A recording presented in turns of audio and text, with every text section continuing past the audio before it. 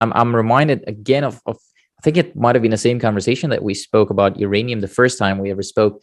And you also told me about platinum back then. I believe it was team 2020. So you told me that you like platinum. Do you still like it now that it's cheaper? I do. Platinum is, of course, important for catalytic conversion. Many people believe that the gasoline-driven or diesel-driven, hydrocarbon-driven motor vehicle will go the way of the dodo, and it will in 2045. But between now and then, in order to drive a car in a Western country, you have to have catalytic converters. And catalytic converters require platinum. Platinum supply is challenged because it comes from really South Africa, Zimbabwe, and Russia. So it's supply challenged, but demand is assured because it only takes $150 worth of platinum to sell a 60 or 70,000 euro car. If the price of platinum goes up, if it doubled, it wouldn't change the lot price of an automobile. Something where the price has to go up and the price can go up is a circumstance where the price will go up. It's ironic that 20 years ago, palladium had to go up because palladium was selling for half the price of platinum. So people developed a bunch of fabrication technologies for palladium at the expense of platinum. Now the price of palladium is twice the price of platinum. I'm not trying to say that they're interchangeable, but the low price of platinum means that people will develop more fabrication technologies for platinum than they do for palladium. But the supply will continue to be constrained because of social factors in South Africa and because of political factors in other places. The thing is, though, that I really like that saying that the price of something that has to go up and can go up will go up. I think that's maybe one of the first things that you told me that I remembered. And that's the thing, because if I remember correctly, that's sort of where I see the risk, I guess, for platinum, because I like platinum too, but I've not yet pulled the trigger. If I remember correctly, the 2020 average production cost for platinum globally was at around 875, 850, $900, so somewhere in between per ounce, that is. And the price today is still higher than that. So that's also considering that we also had an oversupply not too long ago in platinum. So that's sort of the issue that I'm having with platinum. How do you think about that? We have been fortunate in the West that the South African rand has consistently gone down in price. Remember that the South African mines' input costs, including labor, are in rand, which means that because of the depreciation of the South African rand relative to stronger currencies, that the production costs around platinum have at least stayed stable. The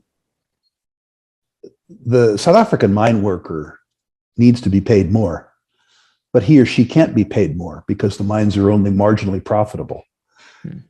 The South African mining companies need to make capital investments, but they can't make capital investments because they're labor intensive and because the political reality of South Africa means that the South African government wants to redistribute wealth. Why would you invest in a country that wants to take your money and redistribute it? So I see challenges around platinum supply, not the least of which is that the most efficient platinum producer in the world by a country mile is Russia. The impact of sanctions on Russia is something that will be felt in the future, but hasn't been felt yet. If there isn't a resolution in the conflict between Russia and the West and Russia and the Ukraine, then there's going to be a reckoning around the Norilsk platinum supplies, which are the single most important and obviously the lowest cost and most secure supplies of platinum in the world. There's something else, a unique issue for platinum that actually my friend Menachem, shout out to him, he found that. I'm not that smart to find it, but so he reminded me that there is no such thing as a pure platinum mine. Most of them are PGM metals. So you got a platinum and a palladium mine, and the companies that are mining platinum right now, they're mining palladium as well. But palladium isn't as cheap as platinum and it's been going up in price, as you said. So most of those companies aren't as cheap as they would be if they were only platinum miners. So how would you approach platinum? I guess if you're speculating on it, how are you approaching platinum right now, Rick?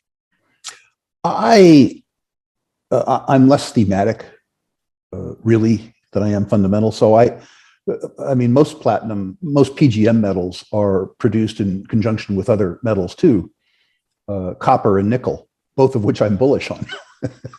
So the whole concept of producing from mafic or ultramafic deposits that are copper, cobalt, nickel, platinum, palladium, I'm bullish on the whole complex of minerals that come from ultramafic sources. So from that point of view, technically, what's good is better. I think that the world is going to experience a nickel shortage 5 years out. I think absent a global recession, that the world is going to experience a copper shortage 5 years out. I think it might experience a critical PGM shortage, or it might not. But the truth is, I'm bullish on the whole complex. What I want is a high quality mine or a high quality exploration project. And you'd probably want it in a riskier jurisdiction.